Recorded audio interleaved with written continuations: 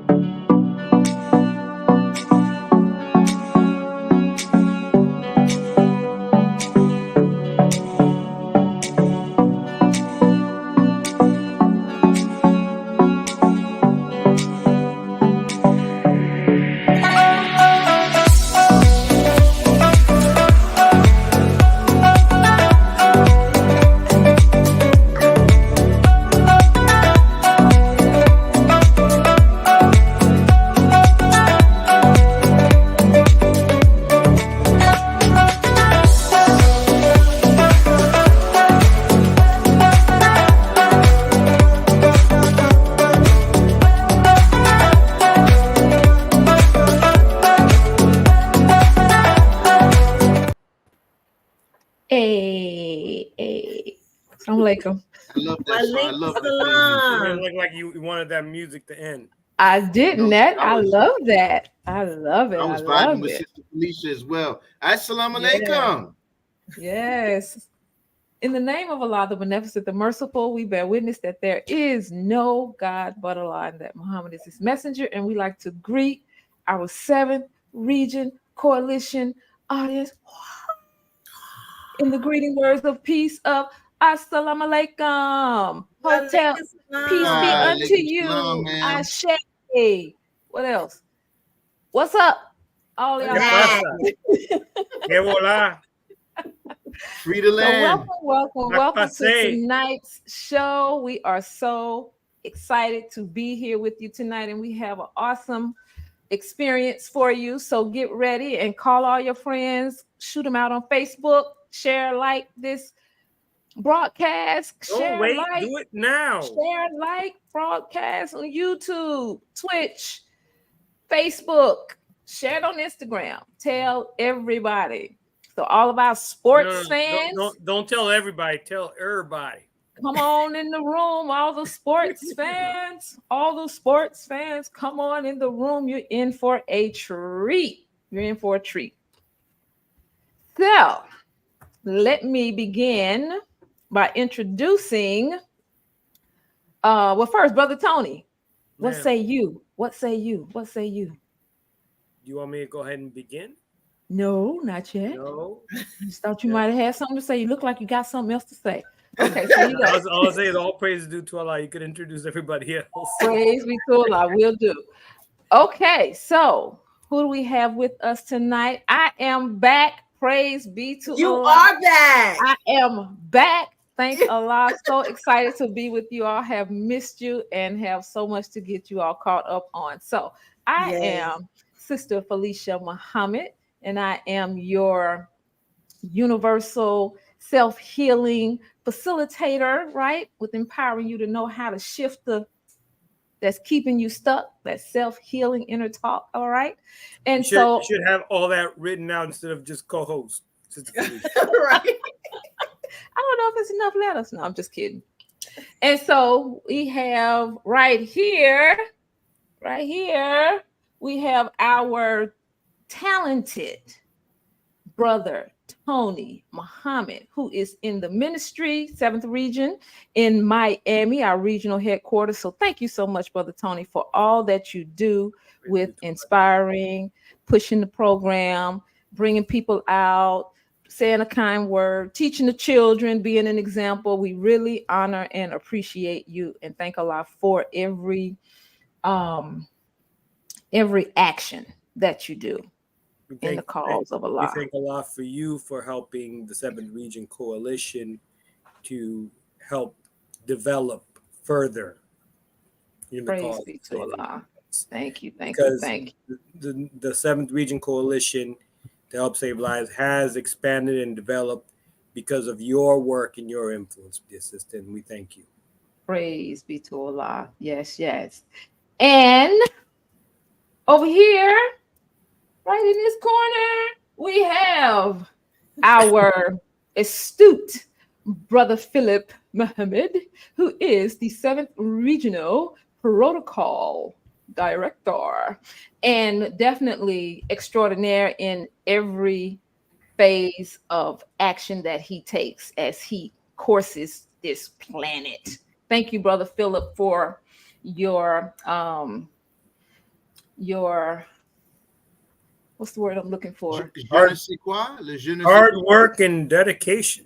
Yeah, your hard work, your dedication, the way you zhuzh things up, and get us all excited with these different ideas you have for the show. So thank you, thank you, thank you. Yes, yes. Alhamdulillah. Yes, thank you, thank you, thank you for being a key component to the 7th Region and the nation at large, all right, globally, all right, internationally, worldwide. So thank you, thank you, thank you. Great example.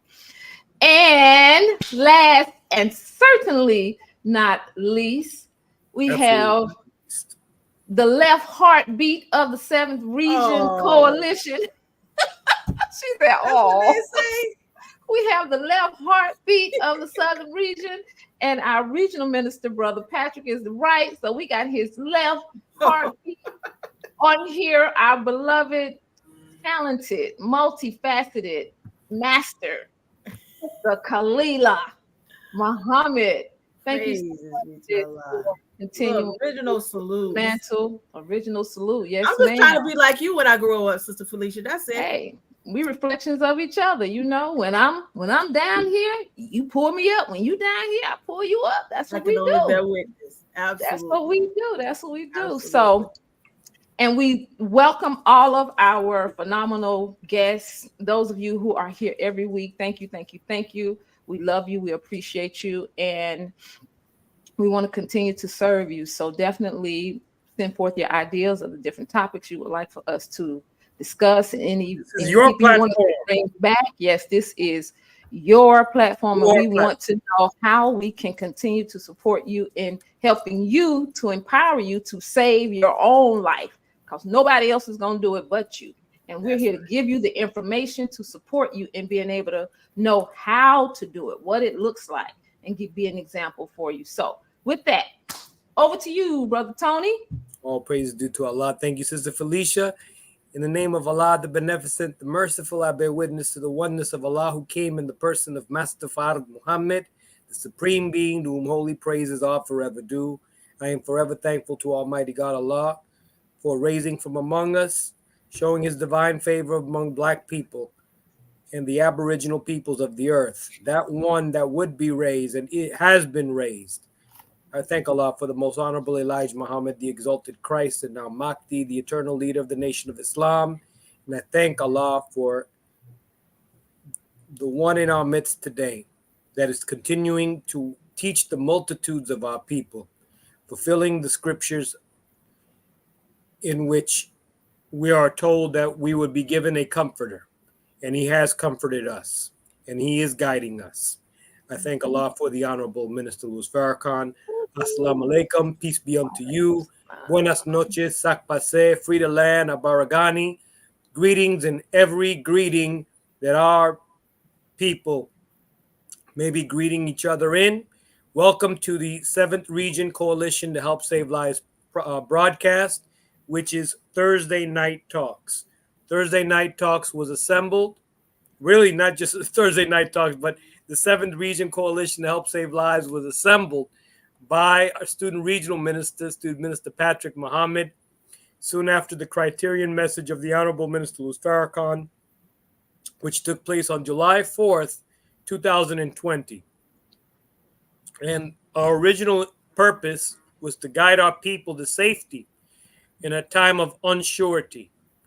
But today, we are guiding our people still through the 9 ministries and giving more clarity and the proper perspective, proper view that we should have in this time of how to save lives. And we do that with the guidance of the Honorable Minister Louis Farrakhan. The 9 ministries were developed by him in the midst of the Millions More movement in 2005. And tonight, the ministry that we are focusing on is the Ministry of Arts and Culture, which encompasses sports, as I will read in just a moment. Because some people may be thinking, like, Ministry of Arts and Culture, isn't that like, performances or whatever? Well, sports is a performance. Mm-hmm. It has to do with how you perform and excel in certain endeavors. The Ministry of Arts and Culture is the promotion of the aesthetic, artistic, and cultural expression in a way that facilitates mental, emotional, and moral upliftment of the members of the society. It includes visual and performing arts, including but not limited to music, film, dance, drama, literature, poetry, visual arts, and sports. It includes promotion of theater companies, audiovisual recordings, presentations, competitions, and compilations, and an annual festival of the arts. It extends to a wholesome sports culture for athletic competition and achievement. And the guests that we have here tonight on the 7th Region Coalition to Help Save Lives broadcast, we look forward to talking with them because they not only have a strong history of sports, but they are registered members of the Nation of Islam. And we're going to go more into that in just a moment.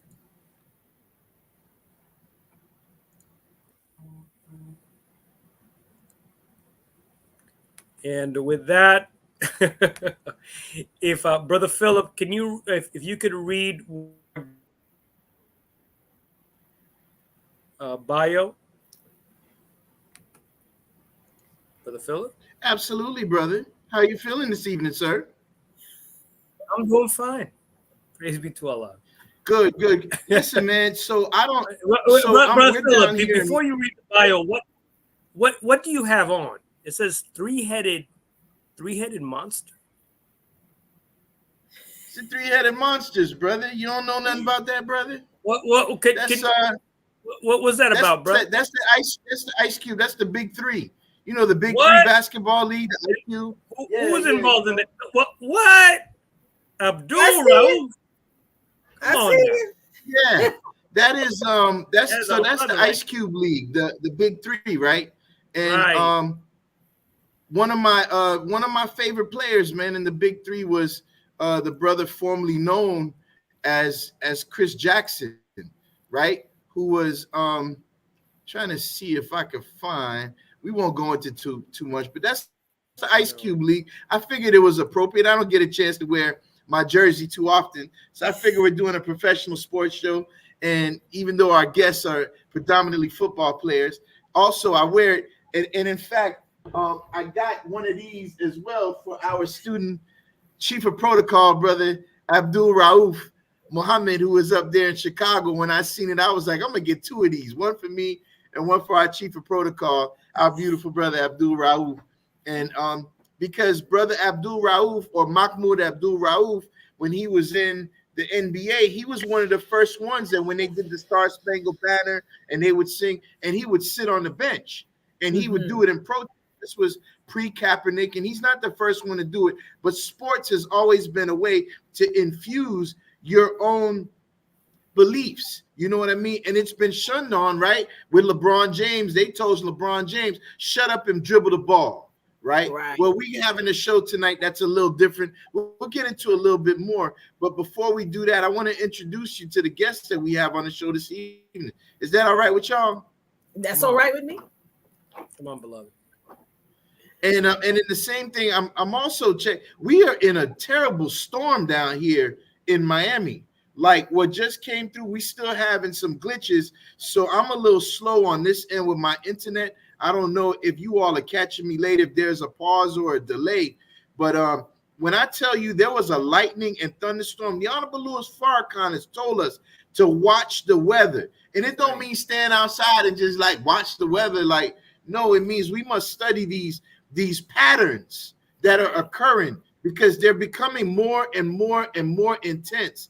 And we are in a hurricane season that they just said that they downgraded the number of hurricanes from 24 to 22, right? Like, make a big deal about downgrading them, right? But 2 hurricanes. So here in the 7th region, we got to be very careful with that. You're right. Let's get on with that part. So we are blessed to have our brother who's born in New Orleans, Louisiana, in the year of our Lord, 1971.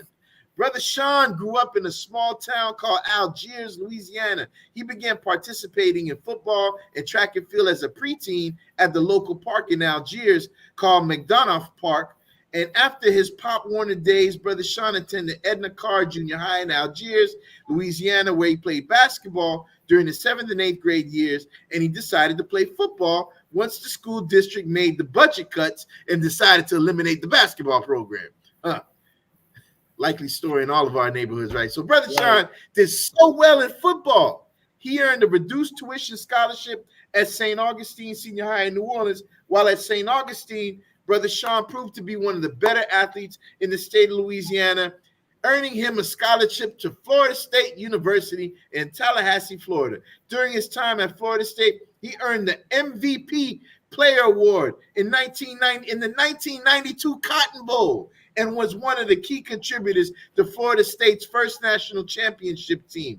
And Brother Sean's success at Florida State led him to being drafted by the Houston Oilers in 94, where he played for 2.5 seasons. And Brother Sean was introduced to Islam by one of his teammates in college at Florida State. Once he got to Houston, he met Student Regional Minister Abdul Halim Muhammad, formerly Brother Robert Muhammad, and Minister Abdul was a great influence in Brother Sean's life and his decision to become a registered Muslim in the Nation of Islam, where he did in November of 1997 at Muhammad's Mosque number 46 in New Orleans. So Brother Sean has 5 children, 4 daughters, and 1 son, and is currently in Jacksonville, Florida, with his beautiful wife, our Who is she? dear sister, Khalila Muhammad. Bring on Brother Sean with an exuberant round of applause, ladies and gentlemen. All right. Oh, Brother Sean. There he is. Those stars, Sean. Brother Philip, I'll read Brother Tim's bio. And so we have, he's popularly known as Tim Newton. Today he's known as Brother Timothy Muhammad. He was born in Orlando, Florida in 1963. He attended Jones High School in Orlando and played for the Jones Tiger High School football team. Brother Tim accepted an athletic scholarship to attend the University of Florida in Gainesville, Florida, where he played for the Florida Gators 1981 to 1984. As a senior in 1984, Brother Tim was a first-team All-Southeastern Conference selection and a second-team All-American. The Minnesota Vikings selected Brother Tim in the 6th round, 164th pick overall of the 1985 NFL Draft. As a defensive tackle, he played for the Vikings for 5 seasons from 1985 to 1989. He also played for the Tampa Bay Buccaneers in 1990 and 1991 and the Kansas City Chiefs in 1992 and 1993. In his 9-season NFL career, Brother Tim played in a total of 108 regular season games. and started 47 of them. In 1991, while playing for the Tampa Bay Buccaneers, he became a registered member of the Nation of Islam. And so please welcome Brother Timothy Muhammad with a great round. Round of applause. Brother Tim. Wow, You're on man. mute, beloved. You're on Thank you all mute. so much for being on the show, brethren. There you go. Thank you. Thank you for having us. Oh, praise be to Allah. So we want to begin the program, Brother Timothy, if I may. Brother Timothy, you what is usually this is like an anomaly, but you became a registered member of the Nation of Islam while being in the NFL. How did your training as an FOI, that means Fruit of Islam, help you overcome challenges you faced and maybe still facing in the league? First of all, in the name of Allah, the Beneficent, the Merciful, I bear witness that there is no God but Allah, who appeared in the person of Master Farah Muhammad. I further bear witness that the Most Honorable Elijah Muhammad is the exalted Christ, and the Honorable Minister Louis Farrakhan is our divine reminder in our midst. It is in their names that I greet you, beloved, and thank you for having me on your show with the greeting words of peace and paradise of Assalamu alaikum. Wa alaikum Wa salam. alaikum Wa salam. alaikum salam, sir. Well, brother, man,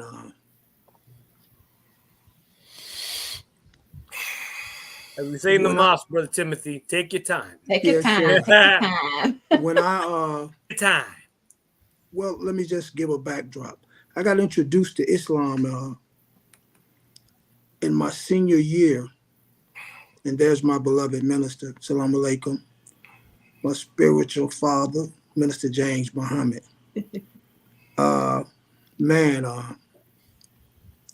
got introduced to Islam by a friend of mine, who I affectionately call my brother. May Allah be pleased with him, Leonard Kuku Williams. I got introduced to Islam in '84. He was over in Germany. He got a tape, and he was in Germany. He called me. He was coming home, and he said, "Brother, I got a tape you need to hear." And brother, you got to hear this tape. And the brother gave me the tape, and the tape was Minister Farrakhan. And I listened to this tape, brother, and it blew my mind. I searched. Long story short, I started studying Islam, and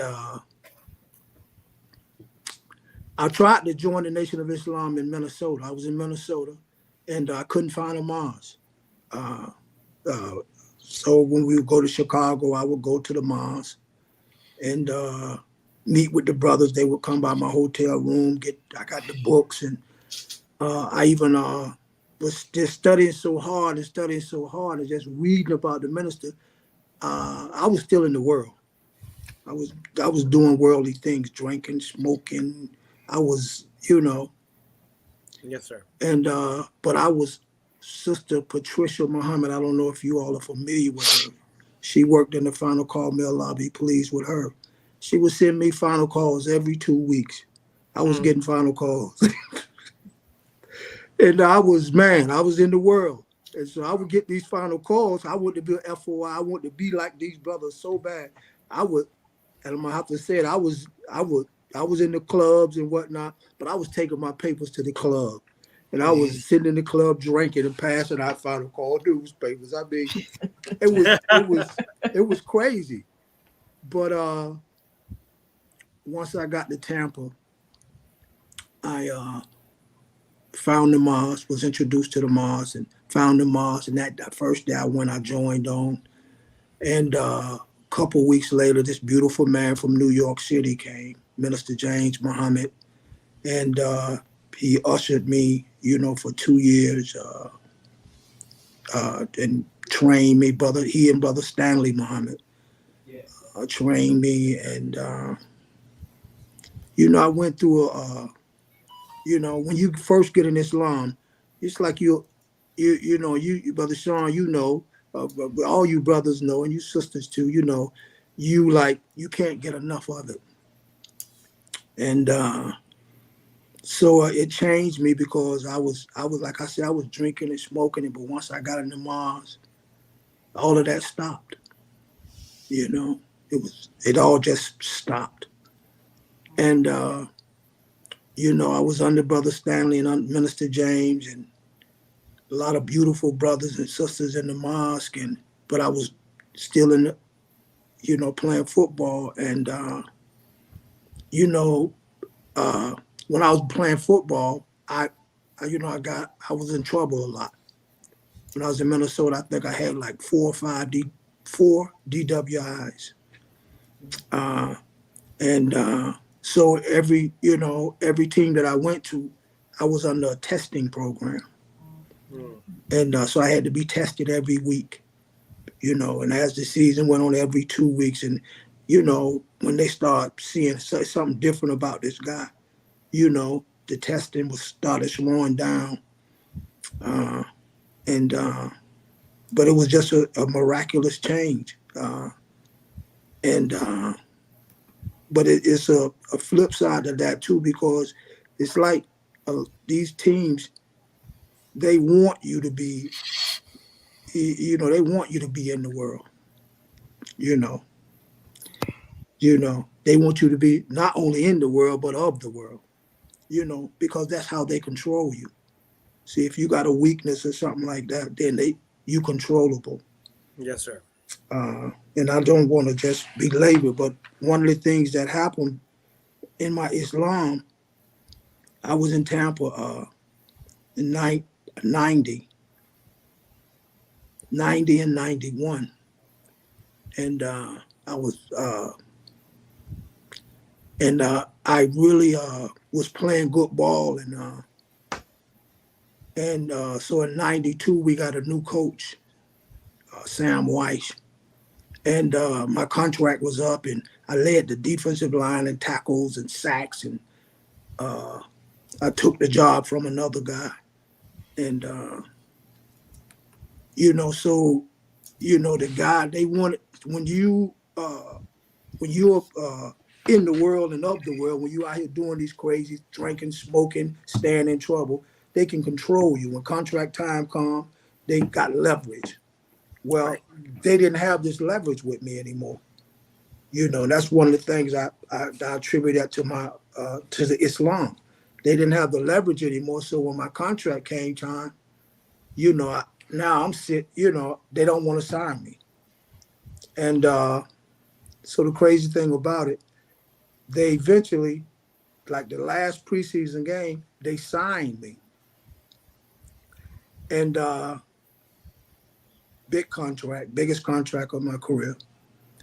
And I was getting on the plane. We were going down to play Miami. I got on the plane, and the way I look now, this is how I got on the plane. Suited and booted. And Sam Weiss and a couple other coaches, they were sitting at the back watching everybody come on the plane. And when I walked on the plane, I said, "Good evening, gentlemen." I was going to my seat, and she said, "Hey, come here." I said, "Yes, sir." I turned around. He said, "You're going to have everybody dressing like that soon, aren't you?" And I said, "Well, I hope so." And we laughed, and so I walked back to my seat. And when I played, the next day they released me. The next day they released me. And see, back then, wasn't no guaranteed money. You know that about that. Well, Sean, you was a different era. But it wasn't guaranteed money. The contract wasn't a guaranteed contract. You had to play to get paid. So the next day released me. I signed a 4-year, $1.5 million contract. And but they released me the next day, and I missed that whole season because now, you know, the season was getting ready to start, and it was hard to get picked up. And back then, because the rosters were different, and everything's different now. So I missed the whole season, and but that Islam was Islam and its transformative power. And so that's, I got picked up by Kansas City the following year. I played 2 years. I played 1 year in Kansas City. The second year, training camp, I broke my neck. And so soon after that, I retired.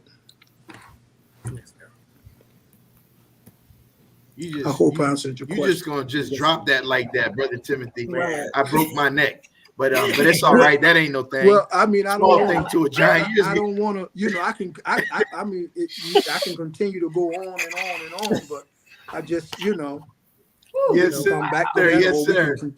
Well, thank you, man. Thank you, brother, for breaking that down. And I can see that people are joining in, man, and they're really intrigued, especially about that part where just got on the plane and then they let you go. And I touched a little bit on it, Brother Sean, as we were opening up on what was the influence that led you to the Nation of Islam in your sojourn. But can you talk a little bit yourself? What motivated you to join the Nation of Islam, so early in your professional football career?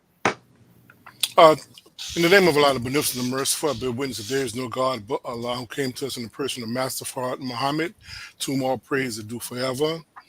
I thank Allah for the most honorable Elijah Muhammad, the living, the exalted Christ, the Messiah, and his family. I also thank him for the Honorable Minister Louis Farrakhan, who we know to be the Jesus in our midst today, for his sacrifices for his family as well. I'd like to greet the host of the Seven Region Podcast and the greeting words of Assalamu alaikum. Walaikum salam, sir. And Brother Philip, I thank you for the question. As you stated when you introduced me, I was introduced to actually the Nation of Islam while I was in college. I believe it was my junior year of college. By one of my teammates, Omar Ellison. He grew up a Muslim. That was my first time ever hearing of the Nation of Islam. And he shared with me a Final Call newspaper, which I read partially, but he piqued my interest. During that time, we had a conversation about the dietary laws. And, just listening to him describe what was in the pig, that one conversation got me to stop eating pork, immediately. Omar and I, we didn't have any other conversations about Islam after that. However, once I got drafted by the Houston Oilers, I ran into some brothers there that were out selling the Final Call newspaper. And they invited me out to a meeting, which I did attend. And I was introduced to formerly Minister Robert Muhammad, now Minister Abdul Halim. And he took me under his wing. At that time, I accepted the teachings, but I didn't complete the process. But I was going to my classes. So I read Message to the Black Man. And on our way to one of our scrimmages, I'm on the bus and I'm reading the 7 speeches by Minister Farrakhan. So that put me in a different mood. So before the scrimmage, I say maybe a day before the scrimmage, there was this big gathering. And, I'm just sitting on the picnic table and I'm saying to myself, excuse my language, but I don't want to be around all these crackers. That was my mentality after reading 7 speeches. And so I remember a brother came and walked up to me and he encouraged me to start mingling with people, right? During my first year, I ended up, getting injured, breaking my collarbone. So I went back to New Orleans for a little while, and Minister Farrakhan was speaking at UNO Lakefront Arena, Let Us Make Man. and he was doing he was making these tours around the country to gather people to go to the Million Man March. That's right. And I remember that time, Brother man, Yes, Sean. sir. after listening to the minister, I said, I don't care if I'm on this team or not. If we have a game, I'm going. So the year came by. I made arrangements with, I want to say Brother Dwayne was either the student secretary. I don't think he was the minister of Mosque 46 at the time. But Dwayne and I, we were good friends all through high school, played football together. And my first time visiting Mosque 46, I noticed that it seemed like everybody that I knew from high school was in the mosque. So that was further confirmation that I need to look further into this. So we took a trip. I drove from Houston, went to New Orleans, picked up Dwayne and another good friend of mine, Robert, and we drove from New Orleans all the way up to D.C. to go to the Million Man March. After that, I ended up going back to the team, played through a couple of preseason games, and ended up getting released sometime in, I want to say that was, I want to say August of like 96. And the guy told me when I showed up, he said, because I was late coming from treatment, he said, man, if you had got here 30 seconds sooner, I wouldn't have cut you. So that led to me packing everything up, going back to New Orleans and going back to the mosque, in which at that particular point in time, it was a whole year later, in November of 1997, I decided to complete the process and become a registered Muslim in the Nation of Islam. Praise be to Allah. Wow, what a story. Thank you, my brother. Praise be to Allah. Thank you. So, okay, so becoming a registered believer of the Nation of Islam, we're here now, right? Yes, ma'am. So how did becoming a registered member of the Nation of Islam change your perspective in regards to sports? I know I can't call you Sean, Brother Sean. I'm going to call you Sean because you are my husband. Sean, how did it change your perspective as it relates to the sports world? I don't think it really changed my perspective as far as sports. But what I do believe is after becoming a registered Muslim in the Nation of Islam and learning about the importance, of marriage and, just having that person by your side to kind of ground you. I believe that if I had that, then my NFL career probably would have gone somewhat differently because I would have done things differently. And I was no different than anybody else. I was in the world. I smoked. I went out to clubs. I drank. I mishandled women.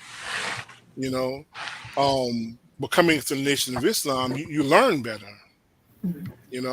Another thing, I believe that being in the Nation of Islam, you also learn better of the quality of foods that you should put into your body. So the things that I was doing back then, although I wasn't eating pork or anything like that, I probably would have took my my dietary situation a lot more serious. Yes, sir.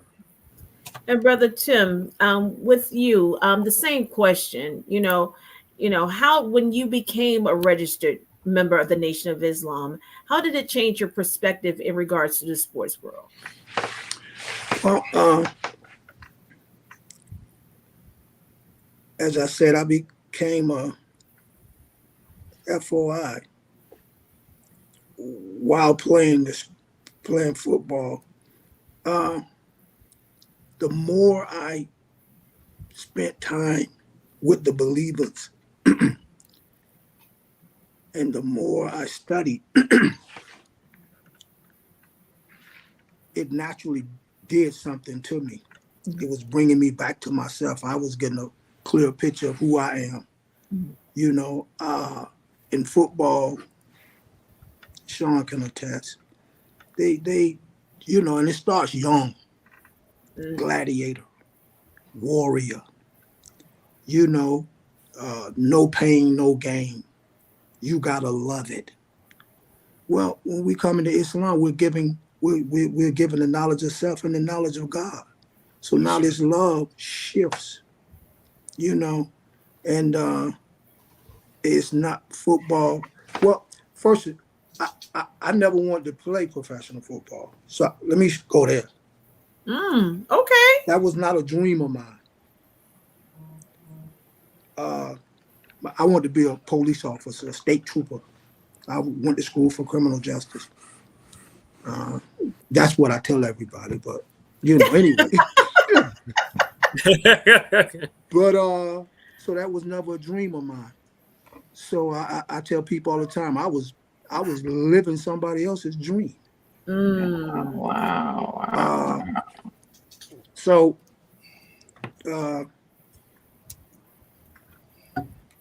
when I came into Islam and I started getting all this knowledge, and I saw the brotherhood and, you know, the real genuine love.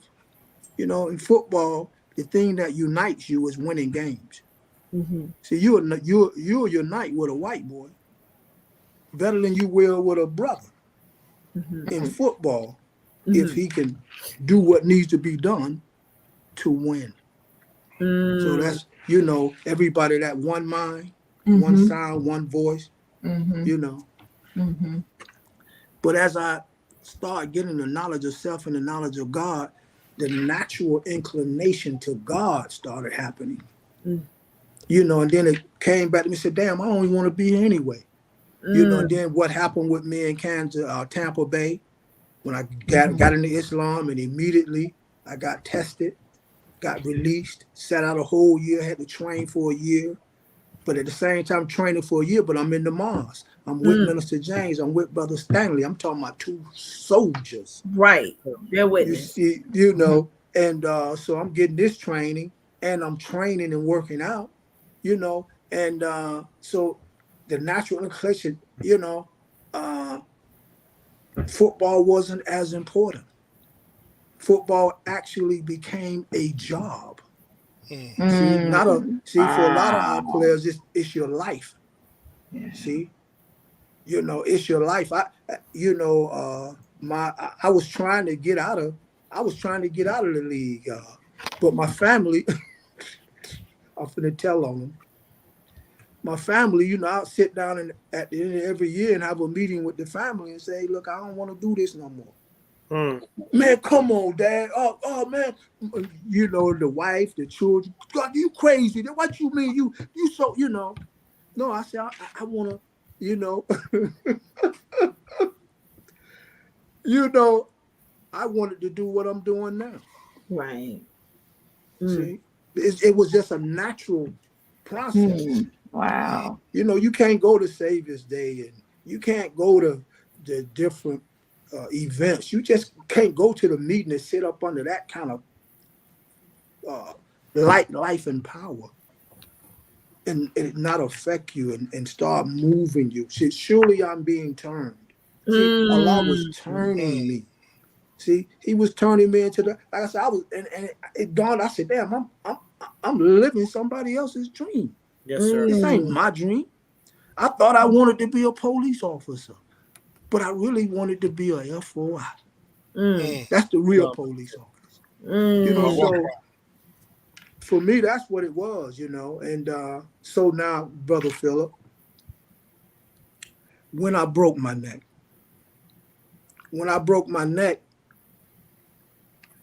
that was my out. When I broke my neck, and when I got up, and I came up, and I got my senses back, and you know, because when I broke my neck, it felt like a lightning bolt hit me.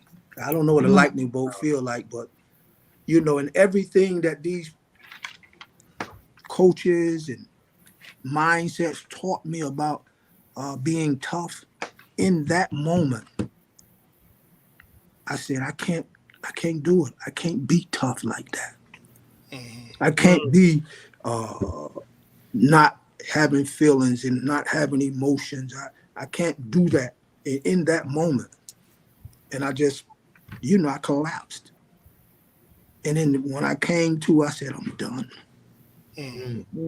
I knew then that I was done. I didn't know my neck was broke.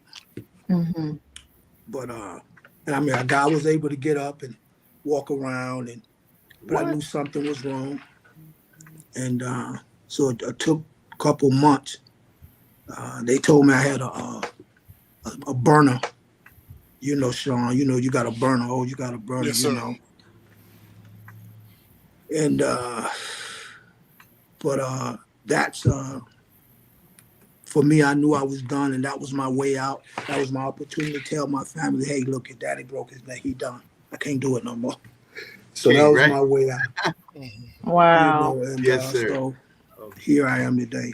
All praises due to Allah. Still have some problems with the neck, but, you know, I'm able to do the work of our Father. Praise be to Allah. Praise be to Allah. Okay, so this question is for both of you all, and thank you for this wonderful lead-in, Brother Timothy.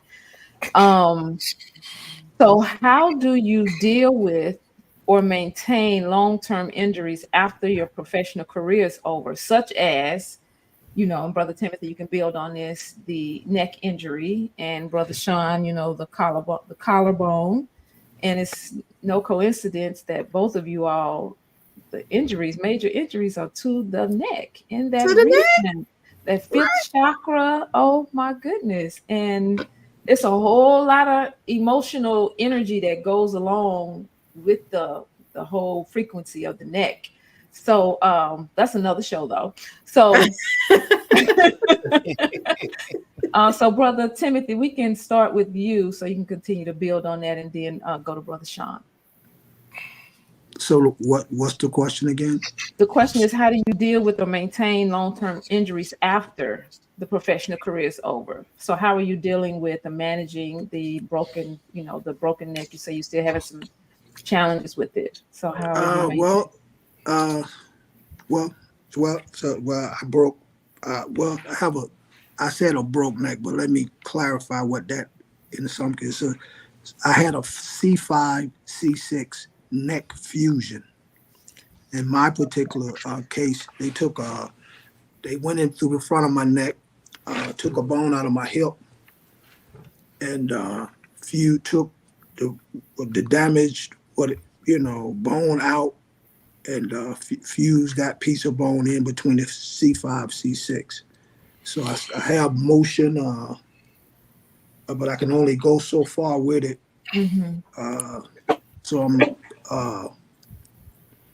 you can't walk up behind me, and if you walk up, if somebody, I tell my wife all the time, don't sneak up behind me,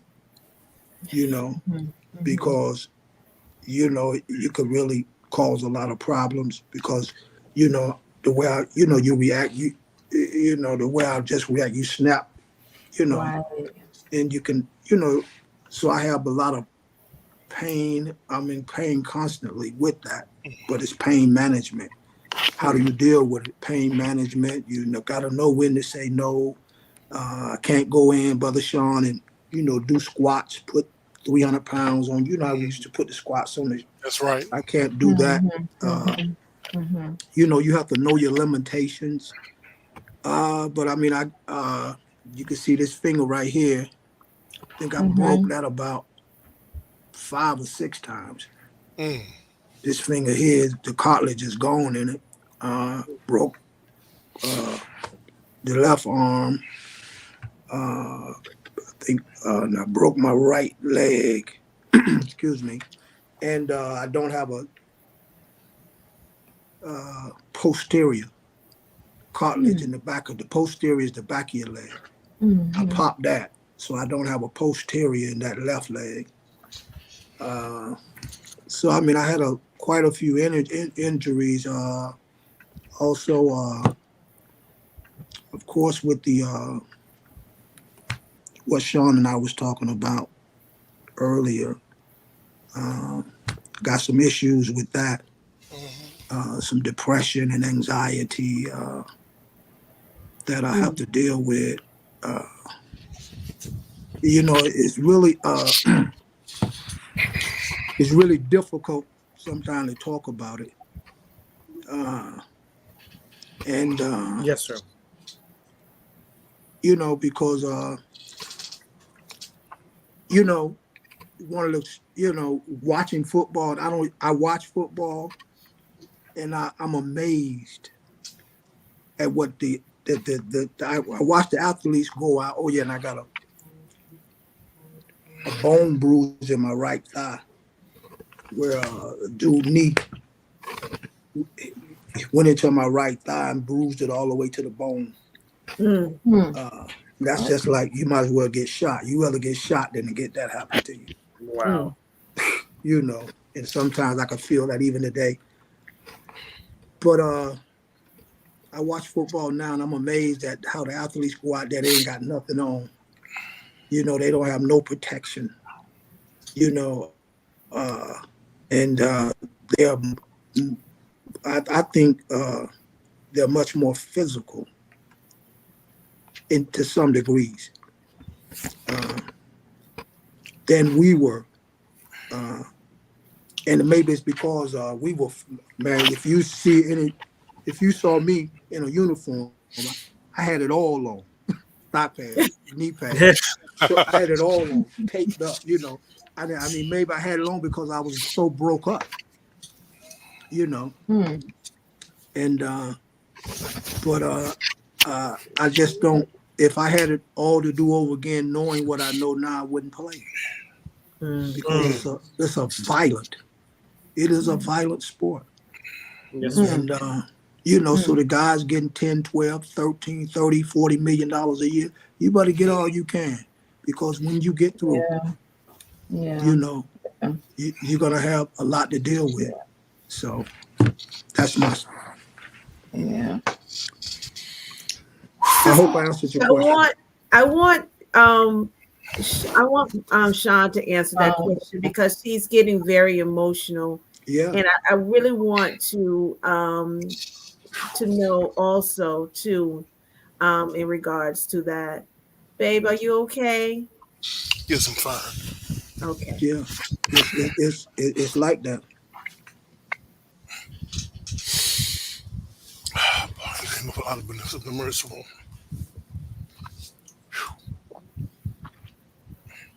Take your time, Brother Sean.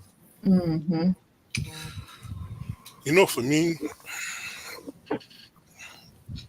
I didn't incur the type of physical injuries that Brother Tim had to deal with.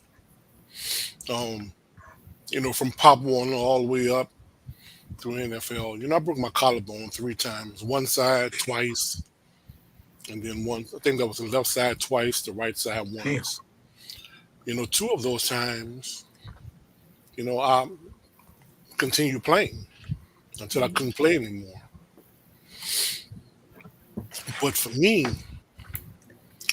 the injury that I deal with, and it's probably still evident today by how I'm reacting to this question. Mental. Yes, the mental. Yes, sir.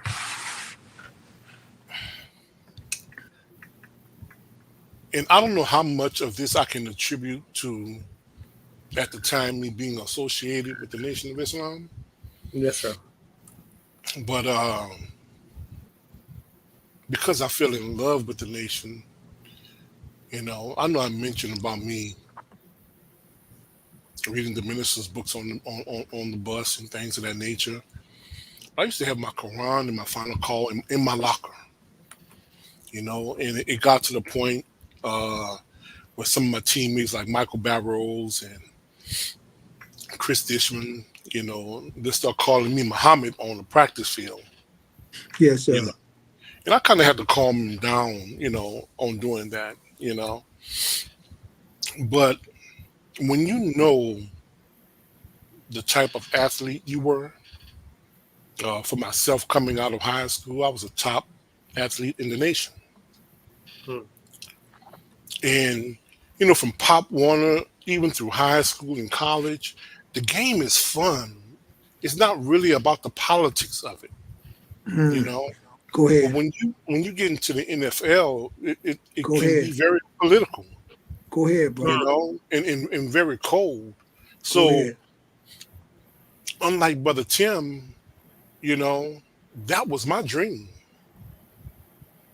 I told my mom when I was like 6, 7 years old, I'm going to the NFL. Hmm. You know, my favorite player used to be Franco Harris. You That's know, right. and all I can remember is the immaculate reception.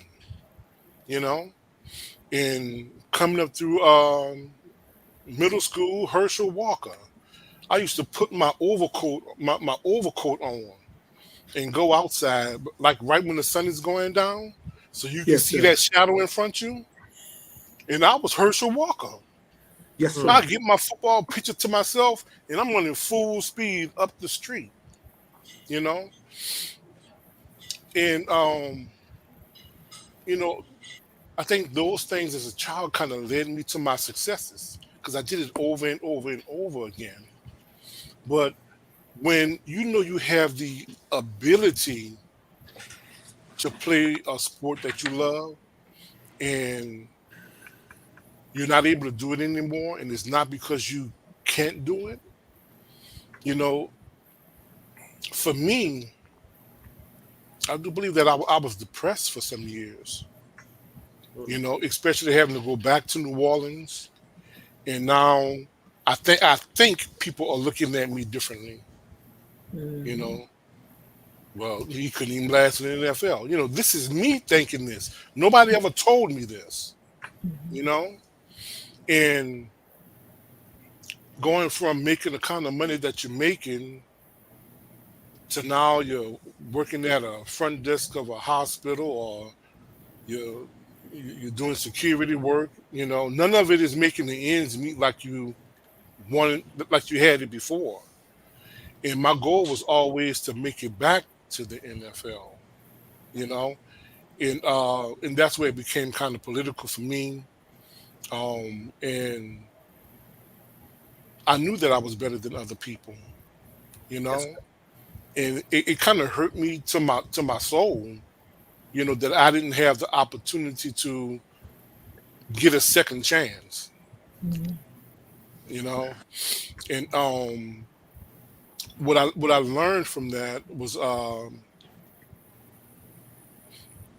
had to do a lot of praying, a lot of self reflection. yes, sir. I had to lean on my friends that I thought was looking at me in a different manner, until I Mhm. realized that they were not. My true friends, they were exactly that. They were my true friends. They never looked at me any differently. They never stopped wanting to be around me because I was not playing in the NFL anymore. And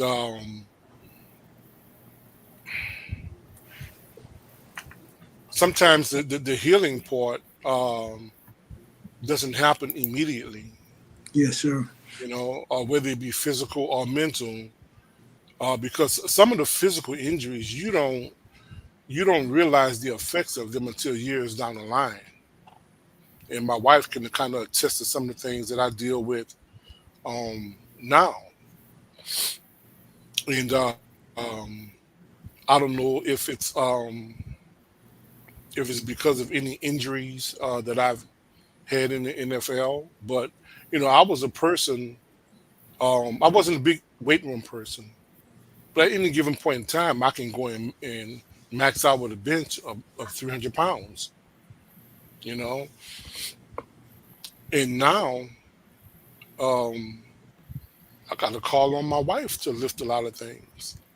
You know, um, Mm, mm, mm, there's something going on there's something going on in my body that has caused me to gradually lose strength. And haven't been able to figure out a solution. I've gone to doctors, things of that nature, but to be able to lift 10 pounds is a struggle. Oh, brother. To get up by yourself is a struggle.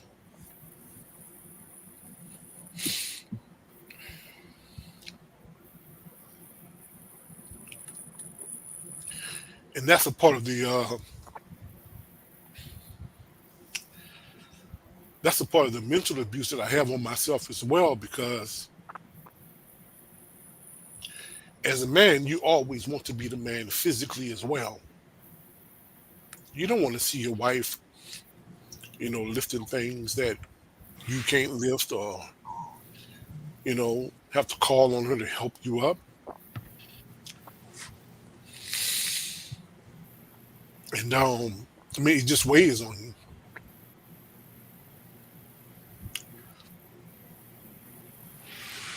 Man, when you say that, Brother Sean, that's that part that people don't talk about, right? All of the dreams and aspirations of NFL, NBA is not as as brutal, right? But they definitely got their fair share. But that's that part that people are not talking about, man. So thank you for opening up and sharing that with us in the way that you did it, brother.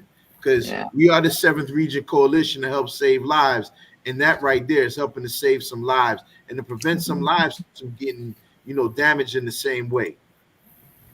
Yes, sir. Thank you, Sister Kalila. Yes. So I honestly I forgot where I was at.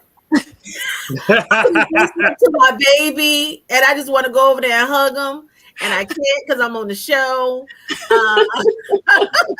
walk right over. Just want to go and just kiss him all over his face, all in his face, all on his nose. All in his eyeballs. Okay, we get it, sister. We get it. Okay. Trying to be professional. We get it. We were at question 5, Sister Kalila. Question 5. All right. Back to the question. And just one, and this is again, this is a highlight, right? This is a and I want to say this too. I think Allah, because Allah is in complete control of everything. Even our so-called what we think is bad and what we so-called think is good. Allah is always in control, and His hands is in everything. Yes. So guess what, baby? And let's say if you would have stayed in the lead, child, you probably wouldn't have met me. You're right about that. Praise be to Allah. This is your ride or die, brother. Hey. Come on, let's talk about it. So, you're absolutely right. So praise be to Allah. But not letting praise be to Allah. Yeah, not letting you go even further. Because you found the right one, honey. And we taking it all the way, taking it through the lead, honey. So I feel much better now. Ran a pleasure moment. Praise be to Allah. Yes. So that being said, do you believe that we need a lead of our own? Come on. If that is necessary. A league? A lead of our own, like our own lead. For the nation.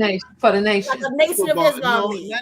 Like instead of the NFL, there's quite a few. You got USFL tried to make it happen, the AFL, and from your experiences, right? Do you believe that we need a league of our own? Is that a solution? By the way, we before Brother Sean comments, Brother Tim's wife had to. Oh, I love you too, boo. I have to give my beloved wife because but Brother Minister James will literally beat me up if I don't. So I have to give her a big shout out. Brother Sean, a lot of the mental stuff that you're dealing with, I deal with it daily. The anxiety. I mean, I've been in and out of the hospital for the last 6 weeks. Lost over 45 pounds. So dealing with a lot of anxiety, a lot of depression. And I wanted to ask you, you only played 2 years, or did you play 2 years and a couple months? No, it was no more than 2 years. Okay, but I want to. It probably was a little bit shy of the 2 years. But I still want to offline you, Yes, because sir. there's some programs out there, bro, that you still might be able to get. Yes, sir. And because this thing is real, you know, I was watching everybody, and everybody was laughing but me and you. You know, because hell no, we don't need a league. We don't need a league. Honorable Elijah Muhammad says sport and play. What is sport and play? You know, sport and play is to keep your mind off of nation building. See, if I'm out there entertaining sport and play, then I can't. What good can I be to my people? See, how can you know? I mean, no, we don't need sport and play. We done did enough sporting and enough playing. You know, that's what's got us in the condition that we're in. See? You know, we need exactly what the Honorable Minister Louis Farrakhan is giving us. Teach. Life, light, and power. Come on. Teach. See? That's what we need. You know, and the programs, the ministries, you see, what you all are doing tonight. You know, every NFL team and every NBA team, hell, they need 7th regional, what's your name of your program? 7th Region Coalition.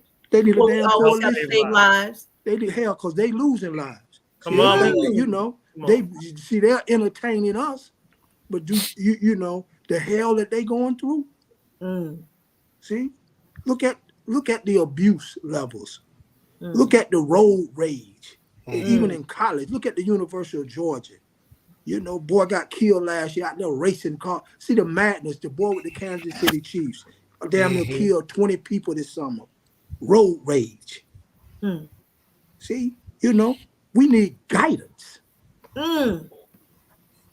We need guidance. You know, we at the end of this thing. No, we don't need a damn league. We don't hell. We don't need that. You know, that's like putting us in power and doing the same damn thing the devil doing. Yes, sir. No, Sean, we're in the right place, brother. Oh, absolutely. Yes, sir. Allah hand picked us out of the NFL garbage pile. You know, so we can get on a program like this and tell the world what we need.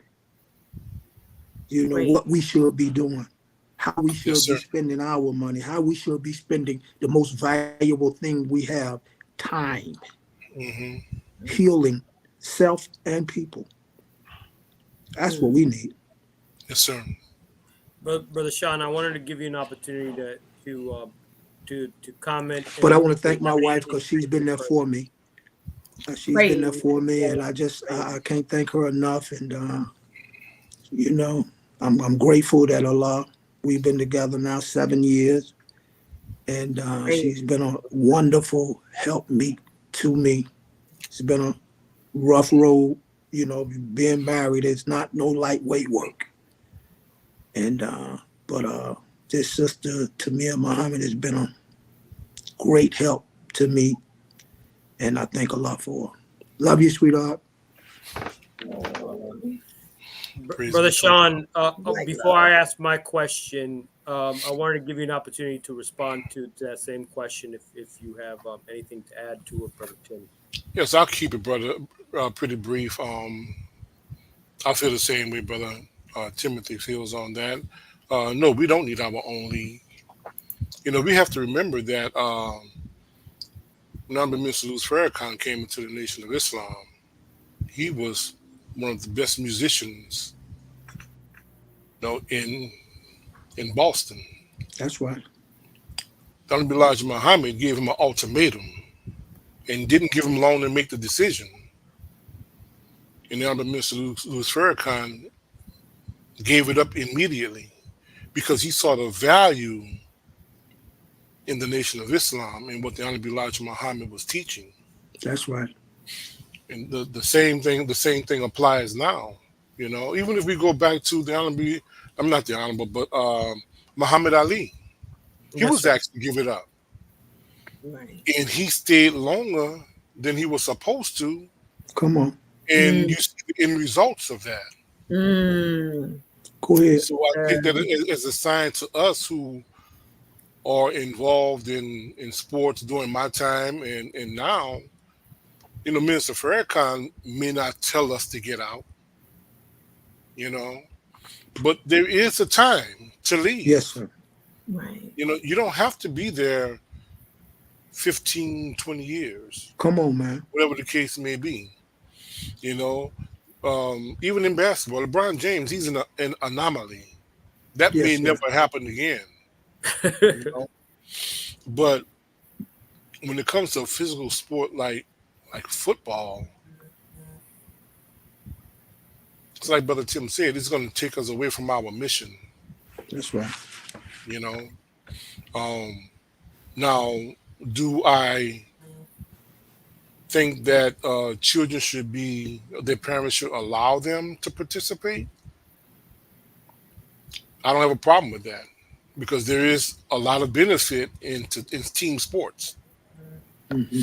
You know, but as far as creating our own league, no, I'm totally against that. Don't see a need for it. Yes, sir. And just a side note, Brother Sean, from my understanding, LeBron James spends a good fortune just conditioning his body the way that it is right now. And that's why he's been able to make it last. Yeah, he spends over $1 million on his body a year. Right. But I don't know how much. Right. On that note, right. Yes, On that note, Brother Sean, if you had an opportunity to visit your younger self playing in the NFL, and the same question for you, Brother Timothy, what advice would you give your younger self? You want me to go answer that first? Yes, Brother Sean. Okay. The advice I would give my younger self would probably be to take better care of my body in the early stages. I do believe that because I depended on natural strength and not exercise a lot, you know, with weights, things like that. You know, that has something to do with my injuries, you know, especially when you run into guys, Brother Tim size, you know, strong, maybe twice as strong as you and just as quick. You know, it's like a car accident when you run into guys like that.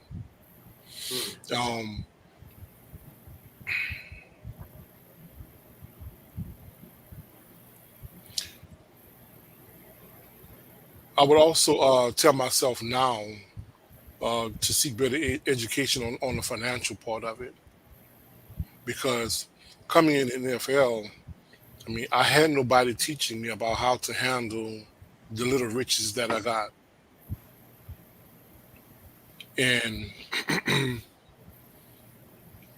I think that's even more important today because these youngsters are getting millions of dollars. before they even get drafted into the NFL. Yeah. When I was drafted, I think my signing bonus was maybe like 150,000, 47,000 go to the agent.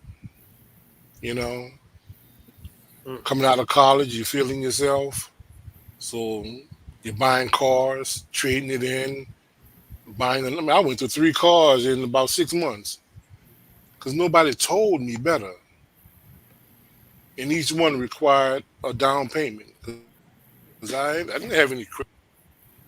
You know, but you know, us black people mostly, you know, we're not taught that coming out of college. You know, you don't see the Caucasians athletes hardly ever having this particular issue, but most of us black athletes, once we get out the league and we can make $1 million a year, we're broke a couple of years after because we didn't have the financial education. So that's the advice that I would give my younger self. All praise to Allah. Brother Timothy. Well, the first thing I would do is tell myself to stay close to your father. When I meet young children now and I see them doing good and I see their parents with them, first thing I tell them is, brother, your mother and your father, that's your best friend. Mm-hmm. They love you more than anybody. Obey them, listen to them, follow their directions. You know, that's what I would tell myself. Stick with my father and I, we had not a good relationship, not because of him, not hindsight looking back, because, you know, he didn't have a good relationship with his father. So, you know, all he knew was work. So that's, you know, that's all he ever taught us was work. But love and showing love and that type of stuff was difficult for him. But he always had right guidance. Always told us what's right. So, you know, when you get a certain age and, you know, you at the University of Florida and them white folks giving you all this money and giving you all this so-called fake affection. You know, Beloved. You tend to, you know, pull away from father. You know. And the other thing I would tell myself, stay away from drugs. You know, keep your little head in your pants. You know, I got 6 children. I had 3 children in high school.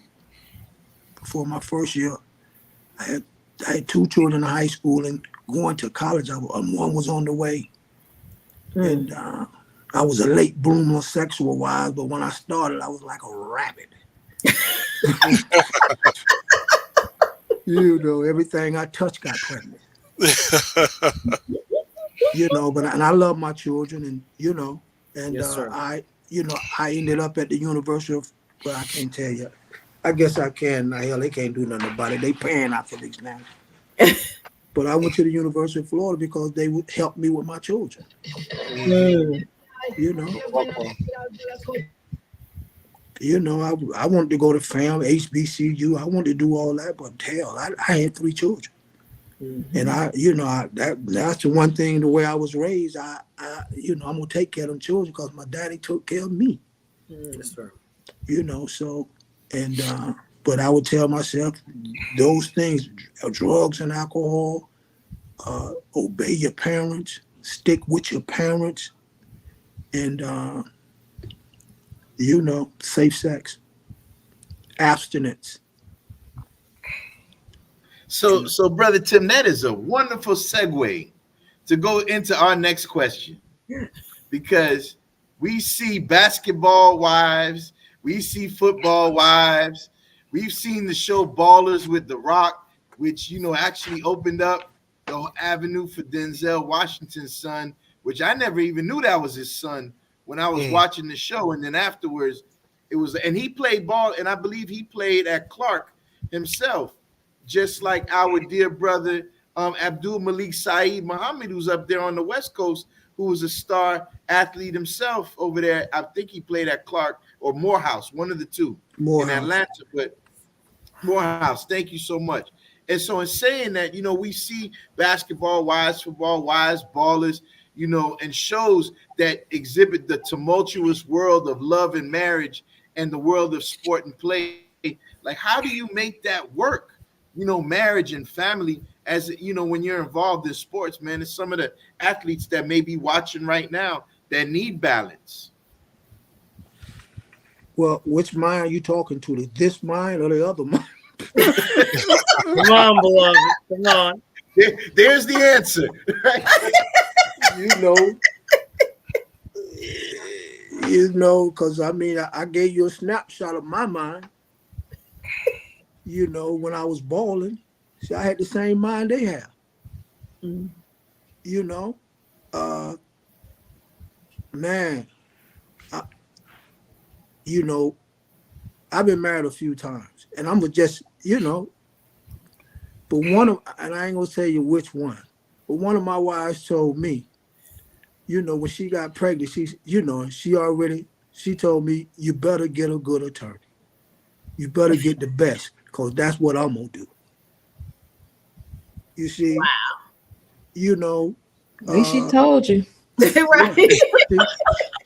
Yeah, she damn sure did. Came with a warning label.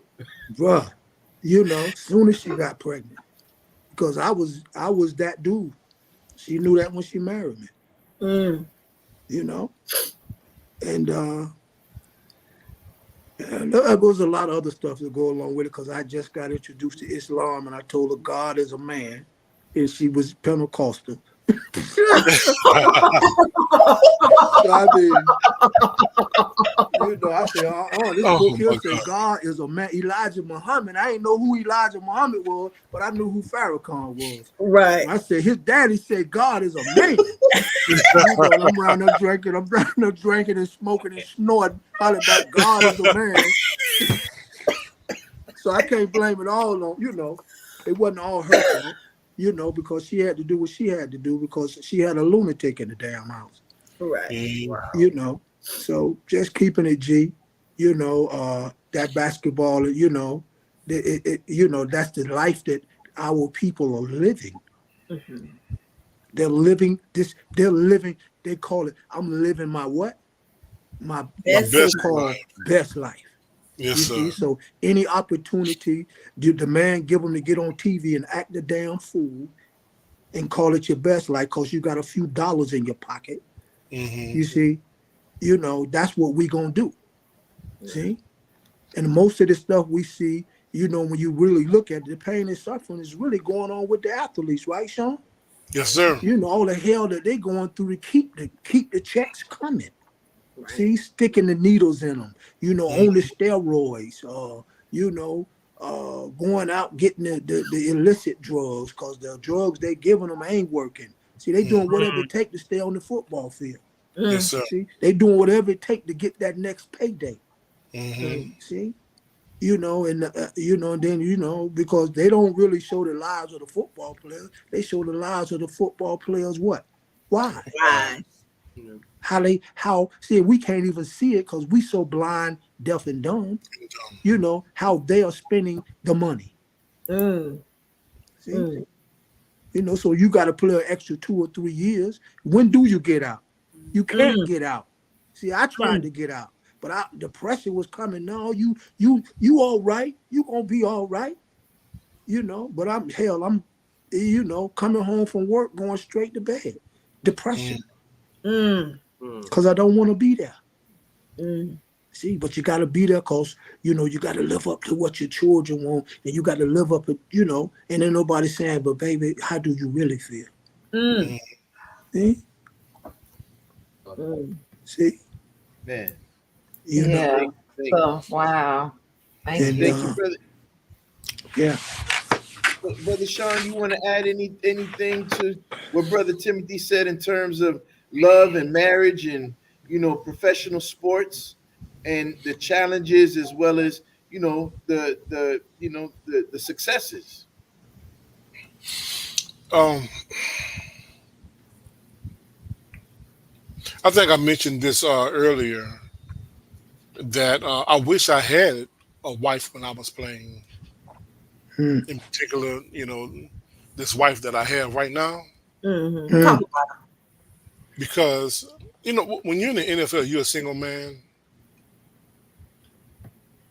You you need somebody to talk to, to lay your burdens on, and somebody to kind of get you back on the right track. And when you don't have that person, and I'm not talking about mama. I'm talking about a significant other, somebody you lay down with every night. If you don't have that, then you look to other things, to take away the pain. Drugs, alcohol, other women, sexual relationships with other women, Go ahead. you know? And prior to me getting married, I had 3 children, out of wedlock. Um, I believe if I had a wife at that time, I would have been a more grounded person, you know. Um,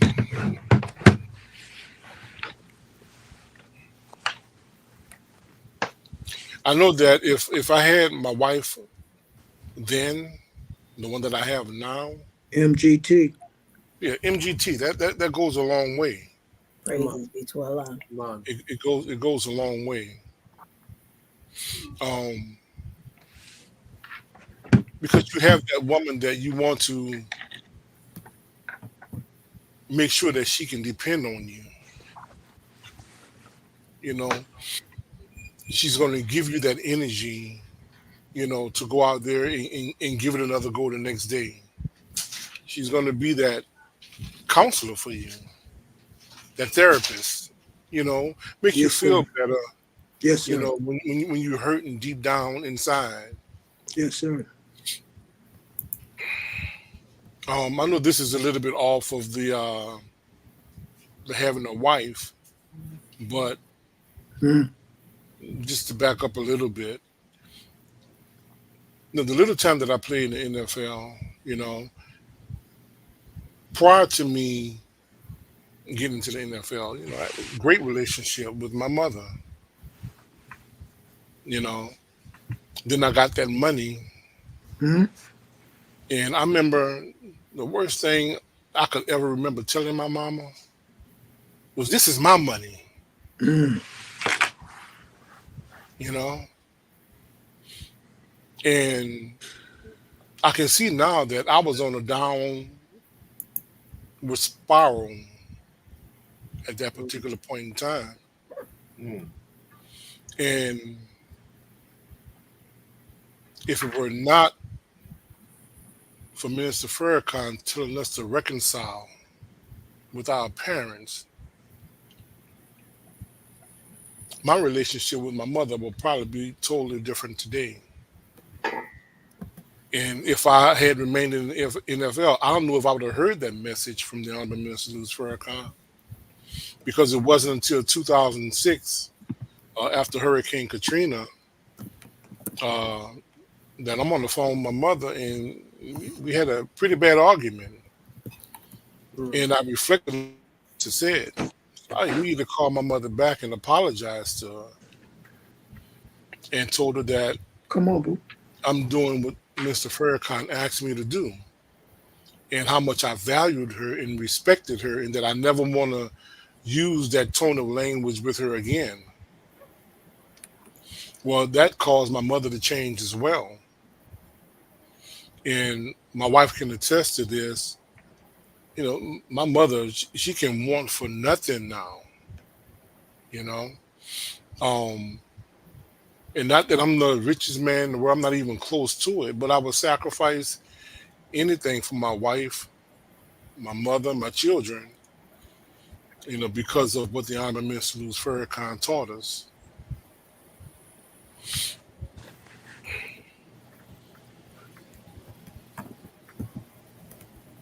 Praise be to Allah. Praise be to Allah.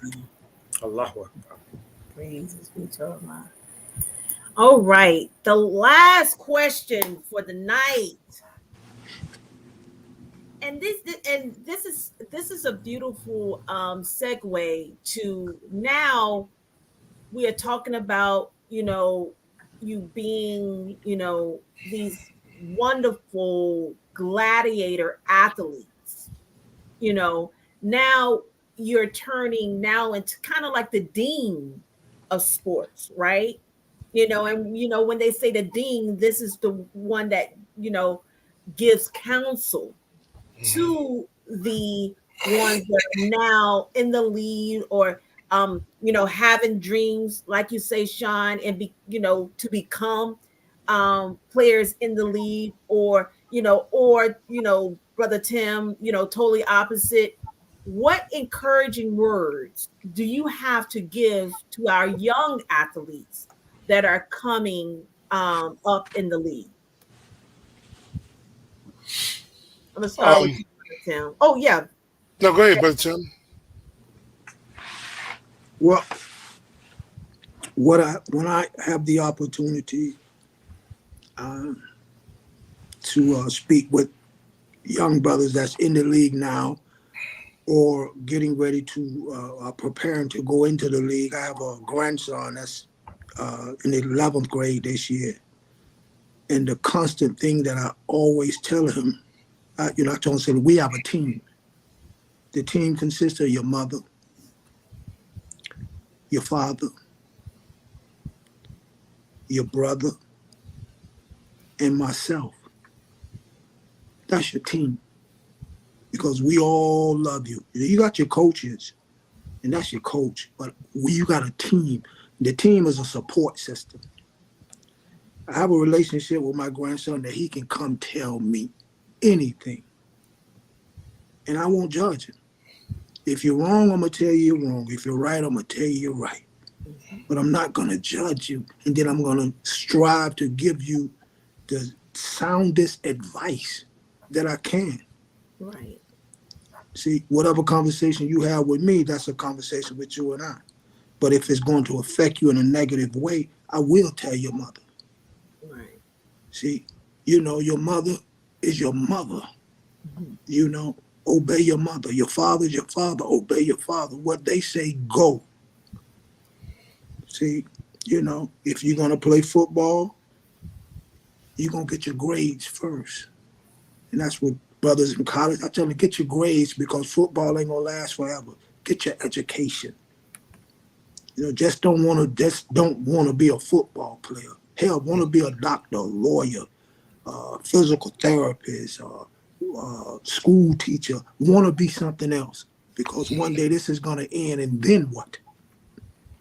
See, and then get your relationship right with God. God is the head.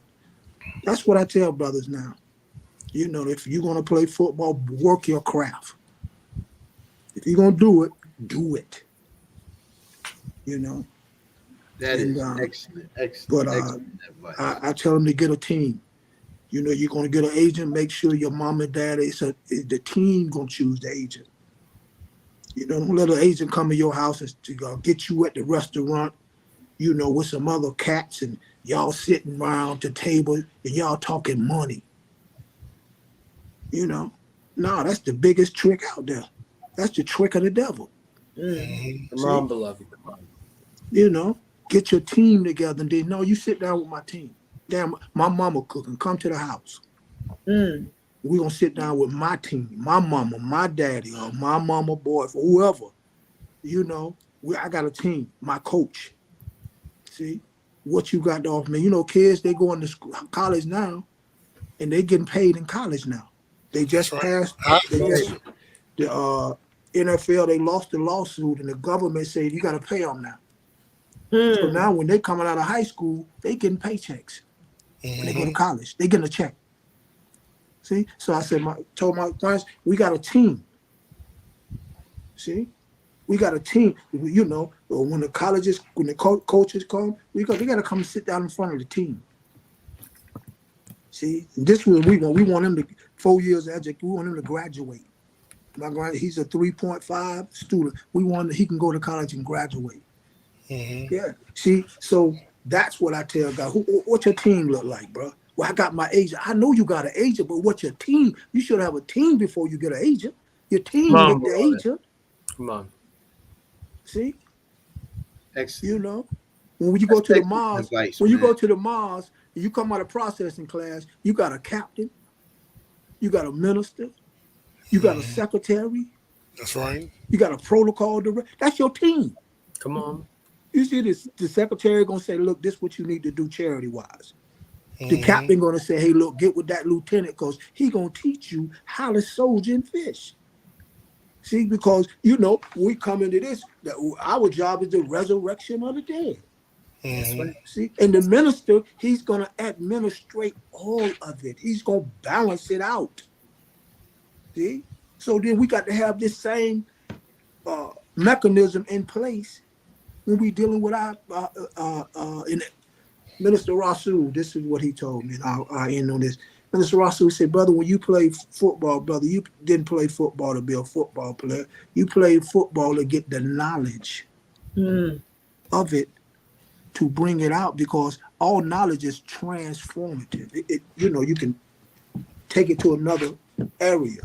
See, you know, the things that we learned, Sean, in football, Yes, sir. we learned in football, we have to take some of those things now and we have to, you know, bring them into the nation. And, you know, one of the things that kind of just threw me off when I came out, I said, well, damn, how? You know, the brotherhood wasn't what I wanted. I wanted the brotherhood to be like the football. Everybody was, you know, we were being practiced fighting like cats and dogs, but you better not try to fight him. See, whether it be white or black, it didn't give a damn. That's my man. See, I say, so we got to be, that was an artificial brotherhood, but we got a brotherhood in the Nation of Islam that's a true brotherhood. That's right. That's You right. see what I'm saying? And so we got to be one. Our sole purpose is to deliver the 30 to 40 million to the Lamb of God. That's our sole purpose. And so therefore now we have to take the team. We have to take the heads in the mom. We have to take the Tony. We have to take the Kalila. We have to take the Philip, and we have to get under the program that they present to us and work it like this. See, like working like we're trying to what? Win the gold. We're trying to win the championship. Alhamdulillah. Yes, sir. We're trying to deliver the Brother. dead to the Lamb of God. That's right. So I'm like, Brother, walaikum salam. Brother Tim, it seemed like we might have to do a part 2. Right. Part 2, ladies and gentlemen, is coming up. Thank you so much, my brother, for praise be to Allah. to both of y'all, man, for opening up the way that you did. And I believe this conversation has been long overdue, you know, as a collective and as individuals, man, you know, as we pulling this together. And we getting ready, we gonna land this plane right now.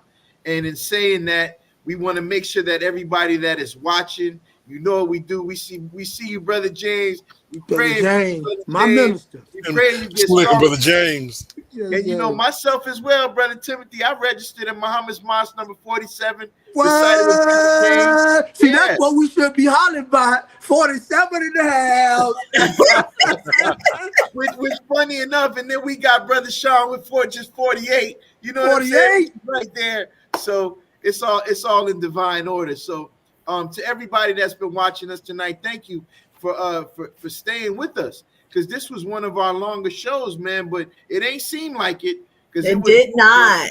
You know, time flies when you're having fun, you know, and this kind of fun was that knowledge fun, that open your heart fun, that gets some healing type of fun. So all praise to Allah. Brother Tony, I think you want to share something, right, with our viewers. Absolutely, absolutely.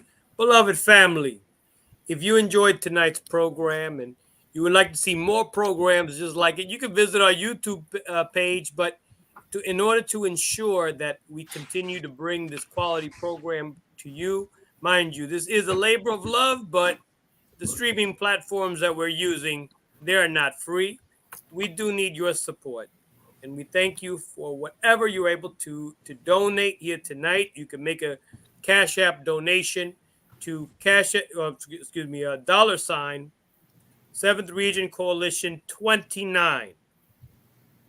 Just a note, if has recently changed, please make a Cash App donation to $ 7th Region Coalition 29, and may Allah continue to bless you and your families. We thank you from the bottom of our hearts, anything that you're able to give.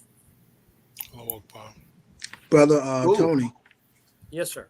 My wife and I, we want to make a $100 donation to that coalition. So give us a few. I don't keep a lot of money on the Cash App, but so give me a few. Brother Tony, if you don't see it by tomorrow, make sure you call me, okay? I will. In all Thank you praise so much. Thank you so much for your support, brother. Thank you so much, Brother Well, Timothy. And thank you for your service. You and Brother Sean, thank you for your service. Brother Sean has been supporting since the emergence of the 7th Region. Yes. I want to say something to Brother Sean. Yes, sir. Brother, I love you, man. I love you, brother. And I mean, I think you and I need to chop it up, man. And you know, it's a lot we can talk about, man, and maybe it's a lot we can do, bro. Yes, sir. I'm looking forward to it. Yeah, brother, because I mean, you know, we got a lot of brothers that's in the nation, man, that's in school, and maybe we need to not have a league, but at least have a leadership. Right, have a venue like this that where we can get together and we could chop it up. One of the things I saw tonight, brother, I saw you express what I feel, the depression and the anguish and the, you know, just a lot of stuff that you displayed tonight that I go through too. Yes, sir. But a lot of our younger brothers, they going through it in college and high school, and you know, because they trying to live the dream, brother. Yeah, I had that dream at one time, but when I went to college, that dream it became a damn nightmare, brother. Yes, sir. And I knew in college, when I got out of college, I knew I didn't want to play no more. And my wife at that time, she literally begged me to go to camp.